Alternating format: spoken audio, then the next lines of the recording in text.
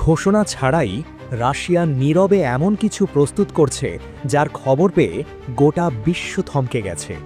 কোনো press conference নয়, কোনো অফিসিয়াল বিবৃতি নয়, তবু স্যাটেলাইট ছবিতে ধরা পড়ছে অস্বাভাবিক নড়াচড়া। এটা কি শুধু রুটিন সামরিক প্রস্তুতি, নাকি বড় কিছু ঘটার আগের সংকেত? আধুনিক বিশ্বে শক্তিধর দেশগুলো সবসময় সবকিছু প্রকাশ্যে জানায় না। বিশেষ করে রাশিয়া তাদের সামরিক কৌশলে চুপচাপ প্রস্তুতি একটি পরিচিত কৌশল। কূটনৈতিক ঘোষণার আগেই মাঠে প্রস্তুতি শেষ করে রাখা, এটাই অনেক সময় রাজনৈতিক চাপে প্রভাব ফেলার উপায়। এতে প্রতিপক্ষ বুঝে ওঠার আগেই পরিস্থিতির মোড় ঘুরে যেতে পারে। সাম্প্রতিক স্যাটেলাইট ছবিতে রাশিয়ার কয়েকটি সামরিক ঘাঁটিতে হঠাৎ করে নতুন সরঞ্জাম ও যানবাহনের উপস্থিতি দেখা যায়। বিশ্লেষকদের নজরে আসে রানওয়েতে নতুন যুদ্ধবিমান এবং ক্ষেপণাস্ত্র বহনের উপযোগী মোবাইল লঞ্চারের গতিবিধি।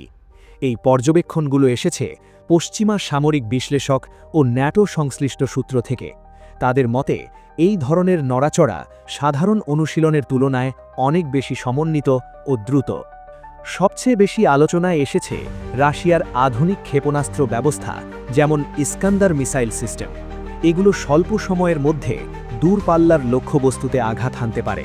এছাড়া সীমান্তবর্তী অঞ্চলে নতুন রাডার সিস্টেম এবং আকাশ প্রতিরক্ষা ইউনিটের মোতায়েন দেখে অনেকে ধারণা করছেন রাশিয়ার নিজেদের আকাশ সীমা ও সীমান্ত আরও শক্তভাবে সুরক্ষিত করতে চাইছে।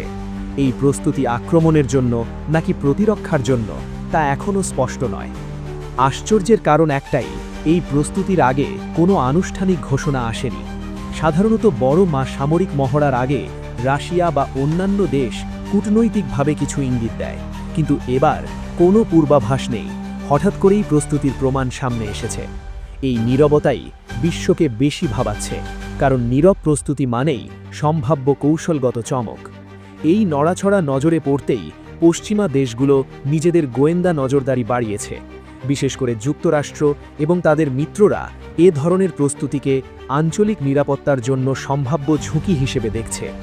একই সঙ্গে ন্যাটো সীমান্তবর্তী এলাকায় নিজেদের পর্যবেক্ষণ কার্যক্রম জোরদার করেছে।